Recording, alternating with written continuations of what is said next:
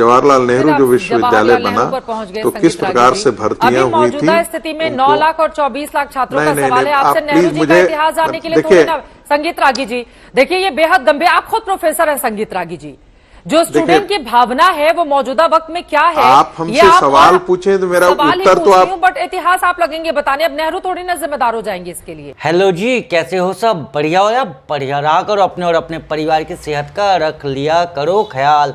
Anyway दोस्तों, मेरा नाम है सिद्धार्थ भारद्वाज और आप देखना शुरू कर चुके हैं फिरकी ले ले अब मजा कटेगा। तो आज हम किस चीज़ पे मज़ा काटेंगे? आज हम मज़ा काटेंगे अंधभक्तों पर, आज हम मज़ा काटेंगे गोदी मीडिया पर।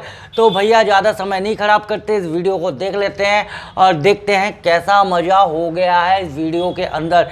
वीडियो आपको कैसा लगा आप मुझे कमेंट बॉक्स में बताइएगा, साथ ही साथ चैनल को सब्सक्राइब कर लीजिएगा, वीडियो को लाइक कर दीजिएगा, हो सके तो वीडियो को ज़्यादा से ज़्यादा शेयर कर दीजिएगा।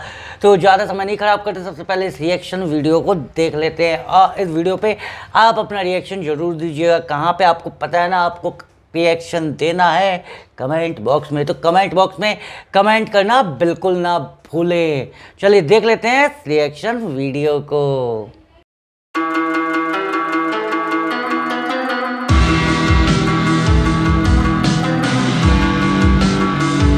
संगीत रागी जी, आपसे ही शुरुआत करते हुए, राहुल गांधी आज सामने आए, उनकी ओर से स्पष्ट आरोप लगाए गए कि एक ही विचारधारा के लोगों का कब्जा हो गया है शिक्षण संस्थानों पर, इसी वजह से यह स्थिति है, पेपर लीक हो रहा है और सरकार पूरी तरह से नाकाम रही है पेपर लीक के मामलों को रोकने में। रागी साहब, मुझे लगता है राहुल गांधी जी जब इस प्रकार की बातें करते हैं तो राहुल गांधी जी को शायद उनको लोगों ने जानकारी नहीं दी है कि इस देश में जितने भी अकादमिक संस्थाएं थी एक समय जो है वो वामपंथी उस पर कब्जा किए हुए थे। लोगों को पढ़ना चाहिए, एक पुस्तक आई थी red hammer on Calcutta university, और किस प्रकार से वाइस चांसलरों को काम नहीं करने दिया जाता था, किस प्रकार की सीपीआई और सीपीएम की सरकार जो है तय करती थी कि क्या होना चाहिए या नहीं होना चाहिए। जवाहरलाल नेहरू जो विश्वविद्यालय बना तो किस प्रकार से भर्तियां हुई थी। स्थिति में 9 लाख और 24 लाख छात्रों का सवाल है आपसे। नेहरू जी का इतिहास जानने के लिए थोड़ी ना संगीत रागी जी, देखिए ये बेहद गंभीर, आप खुद प्रोफेसर हैं संगीत रागी जी, जो स्टूडेंट की भावना है वो मौजूदा वक्त में क्या है। आप हमसे सवाल पूछे तो मेरा उत्तर तो आप, बट इतिहास आप लगेंगे बताने, अब नेहरू थोड़ी ना जिम्मेदार हो जाएंगे इसके लिए। अभी तक एनटीए के लोगों के खिलाफ कोई कार्रवाई क्यों नहीं की गई? 13 से 14 वो परीक्षाएं आयोजित करवाते हैं प्रतियोगी। फिर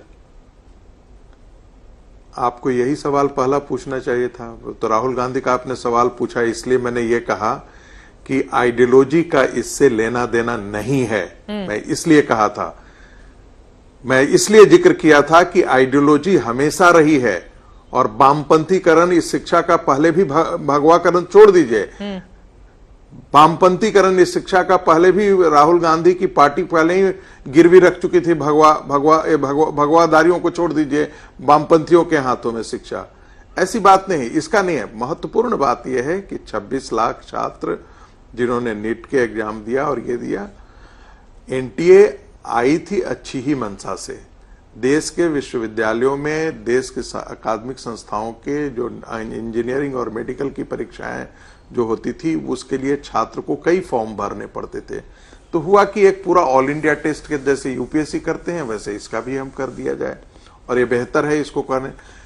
खतरा वहां पर आया चूंकि एनटीए के पास वो सामर्थ्य नहीं है जिस प्रकार का सीबीएसई का इंफ्रास्ट्रक्चर था। नतीजा है कि 4000 से ज्यादा इनको स्कूलों को और ऐसी संस्थाओं को इनको कॉन्ट्रैक्ट पर लेना पड़ता है शिक्षा कराने के लिए। यही चीजें यदि विश्वविद्यालयों के हाथों में दे दी गई होती तो ये चीजें नहीं आती। अब प्राइवेट स्कूल को हम कॉन्ट्रैक्ट आउट करते हैं, वहां पर पेपर कौन लीक कर देता है कौन नहीं लीक करता है, माफिया गिरोह तो पहले भी काम कर चुका है ना। अरे तो इसीलिए क्या हम नहीं जानते हैं क्या कि नेताओं के बेटियां माफिया गिरोह को बदलने के लिए ही तो सरकार आई है ना, तीसरी बार हैट्रिक लगाते हुए। संगीत रागी जी, इस वक्त हमारे साथ विजय सिन्हा जी, उप मुख्यमंत्री बिहार सरकार के, इस वक्त हमारे साथ जुड़ चुके हैं। आपका बहुत बहुत स्वागत है। और सबसे बड़ा सवाल, आपने कहा विभागीय जांच करवाई है और इसी के साथ ही लालू परिवार के करीबी के ऊपर आपने पेपर लीक का सीधा मत्था फोड़ दिया। सरकार में होने के नाते आप लोगों ने छात्रों को राहत देने के लिए अब तक क्या कार्रवाई की है विजय सिन्हा जी?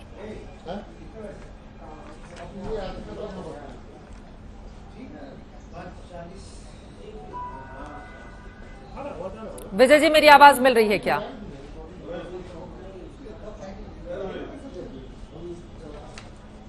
हाँ, आ रही है आवाज। मेरी आवाज आ रही है आपको? हाँ, आवाज आ रही है, बताइए। विजय सिन्हा जी, आपने लालू प्रसाद यादव के करीबी पर पेपर लीक का पूरा मामला फोड़ दिया है। सरकार में आप हैं, जवाबदेही जिम्मेदारी आपकी है, डिप्टी सीएम आपके हैं, आपकी सरकार है। अब तक क्या कार्रवाई की गई है? कैसे भरोसा देंगे छात्रों को कि सरकार उनके साथ खड़ी है और पूरी पारदर्शिता बरती जाएगी?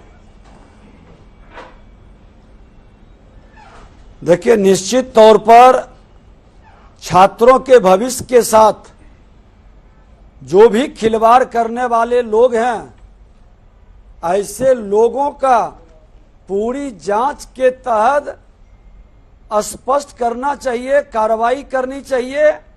और आज हमने जो पूरी जानकारी इकट्ठा की है कि कौन लोग प्रत्यक्ष या अप्रत्यक्ष इस तरह के वातावरण में इन्वॉल्व हैं, क्योंकि बीमारी को सिर्फ दवा दे के दवाई नहीं जा सकती है। बीमारी का अस्थायी निदान निकलनी चाहिए, समाधान निकलनी चाहिए।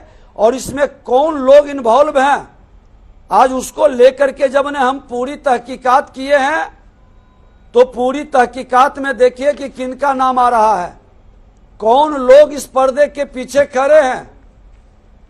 आज ऐसे लोग जो रूम बुक कराते हैं, प्रीतम हैं, उप मुख्यमंत्री तेजस्वी यादव जी के पीएस, जो इसी विभाग के मंत्री थे, और वही व्यक्ति बुक कराए थे आज सिकंदर के नाम से, और ठहराया है सिकंदर अनुराग यादव को, सिकंदर कुमार यदुवंशी अनुराग यादव को ठहराया। आज ये कॉल किए हैं, उसकी भी कॉपी है। एक बार किया, लोग नहीं सुना, फिर दोबारा 3 बार किया। आज ऐसे लोग सिकंदर, प्रीतम, तेजस्वी के 60 गांठ की उच्च स्तरीय जांच में बहुत सत्य आएगा, ताकि भविष्य में बच्चों के भविष्य के साथ, बच्चों के नियुक्ति के साथ कोई खिलवाड़ न कर सके। नीट के गिरफ्तार आरोपी के लालू परिवार से जो घनिष्ठ संबंध है सिकंदर यदुवंशी का, ये रांची में पहले रहते थे, जब वो रांची जेल में थे उस समय इनका सेवा शुश्रूषा करते थे। ये आगे सिंचाई विभाग के अंदर, जल संसाधन विभाग के अंदर, और उससे चले आए जब तेजस्वी यादव जी मंत्री बने नगर विकास के, तो आगे नगर विकास में इनको डिप्यूटेशन पर लाके कई जगह का चार्ज दे दिया। इतने पावरफुल एक जेई, अरे वो बातें तो सही है उप मुख्यमंत्री जी, ये तो पेपर लीक के आरोपी की आप बात कर रहे हैं ना। सांप के मर जाने पर लाठी पीटते रहिए, बताते रहिए आरोपी का नाम। पेपर लीक कैसे हुआ? एनटीए करवाती है ना इतना बड़ा एग्जाम, लाखों की तादाद में छात्र अपने भविष्य को लेकर यहां पर किस तरह से चिंतित बैठे हुए। नहीं, लालू प्रसाद यादव के करीबी ने करवाया। आप लोग अपनी पॉलिटिक्स करते रहिएगा।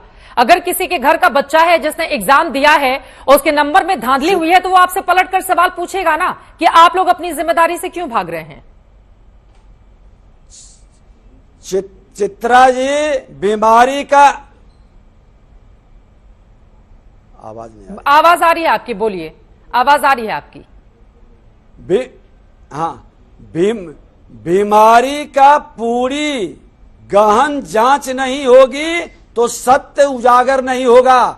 आप रिजल्ट चाहते हैं बिना इलाज के, बिना जांच के, और जांच जरूरी है। सत्यता का पूरी पुष्टिकरण, पूरा उच्च स्तरीय जांच से पता चलेगा कि ये कुछ लोगों तक सिमटा हुआ था या सीबीआई जांच की सिफारिश क्यों नहीं कर दे रहे हैं, या एक दो लोगों से ये जुड़ा मामला है। केंद्र में आपकी सरकार है विजय सिन्हा जी, राज्य में डबल इंजन की सरकार है, क्यों नहीं आप लोग सीबीआई जांच की सिफारिश कर दे रहे हैं?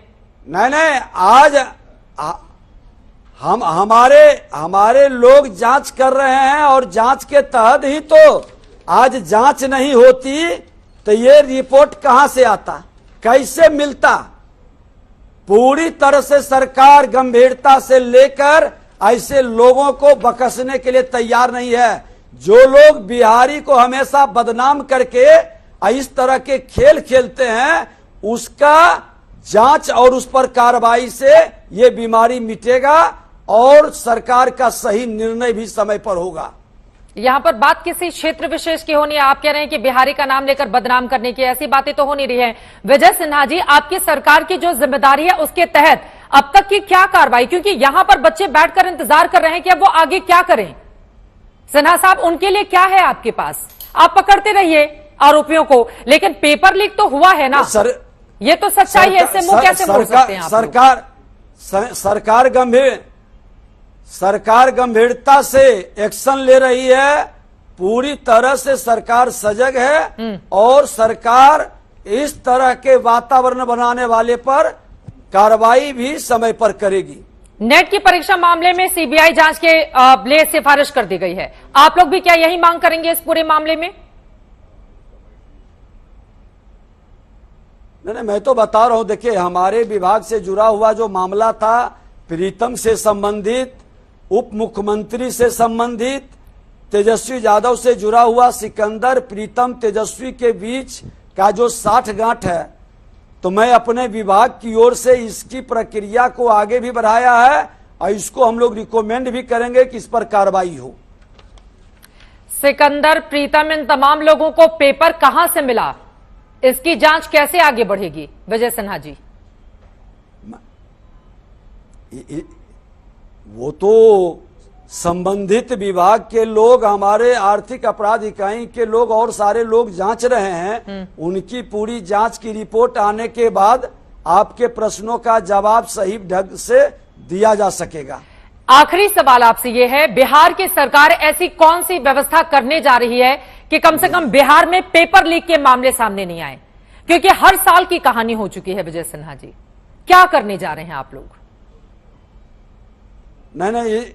नहीं, इस पर एक कड़ी कानून बनाने की व्यवस्था सरकार बनाने जा रही है और निश्चित तौर पर मैंने इतनी गंभीरता से इसीलिए कहा कि ये बीमारी को, महामारी जिन लोगों ने बनाया है, इस महामारी से मुक्ति हर हाल में एनडीए की सरकार लेगी।